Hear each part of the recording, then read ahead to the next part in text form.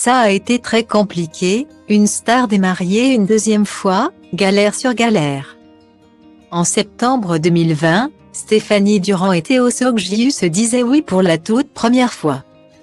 Une cérémonie célébrée à la mairie, en petit comité, et qui a eu un goût amer malgré la joie de s'unir pour la vie. Plus de 2 ans plus tard, les tourtereaux sont toujours aussi amoureux et ont donc décidé de réitérer leurs vœux. L'occasion pour eux d'organiser une fête digne de ce nom et de réunir tous leurs proches.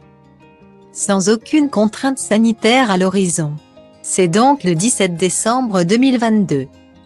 À l'église, que l'ancienne star des Marseillais et son chéri se sont unis pour la seconde fois au cours d'une cérémonie sur le thème de Noël.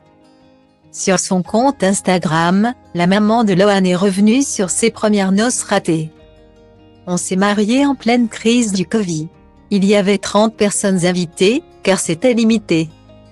On portait même les masques dans la mairie, a-t-elle expliqué en story. Les amoureux auront donc attendu 2 années supplémentaires pour organiser leurs noces religieuses. La date du 17 décembre, quant à elle, s'est imposée rapidement. À l'heure où beaucoup préfèrent se marier en été, Stéphanie Durand, elle, se félicite de son choix original.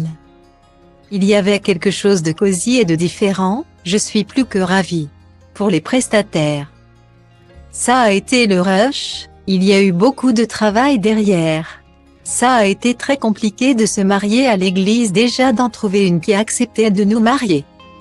J'ai eu beaucoup d'églises qui ont refusé de nous marier, car on ne respectait pas les 9 mois de préparation. A-t-elle révélé. Dans la précipitation, les amoureux ont rencontré d'autres galères de taille. 3 semaines avant le mariage, la dame de la paroisse me dit qu'il y a un papier à remplir. Une demande prénuptiale. Il fallait absolument signer ce papier, sachant que Théo était parti à Miami. Ce papier devait se signer en présence des 2 époux, donc je commence à paniquer.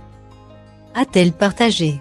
Lorsque cette dame lui a demandé d'annuler son mariage, Stéphanie Durand s'est effondrée. Mais finalement, tout s'est bien terminé. J'ai été remplie d'émotions quand je suis rentrée à l'église avec mon père. Je n'ai fait que pleurer, a-t-elle conclu. Longue vie aux jeunes mariés.